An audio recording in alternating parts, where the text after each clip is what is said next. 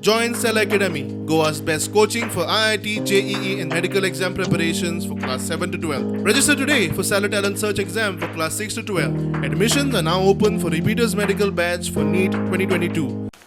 माननीय प्रधानमंत्री श्री नरेंद्र मोदी जी के मार्गदर्शन में 16 जनवरी 2021 को शुरू हुए कोविड टीकाकरण अभियान ने आज 200 करोड़ टीकाकरण का लक्ष्य पूरा किया है। यह देश और देशवासियों के लिए गौरव की बात है। इतना मुश्किल लक्ष्य हमने मात्र 18 महीनों में हासिल कर लिया है। जहां विश्व में कई देश आज भी कोविड महामारी से जूझ रहे हैं, वहीं भारत ने 200 करोड़ टीके लगाकर ना सिर्फ एक नया कीर्तिमान स्थापित किया है, बल्कि दुनिया को एक नई दिशा भी दिखाई है। मैं इस उपलब्धि के लिए सभी देशवासियों को बधाई देता हूँ।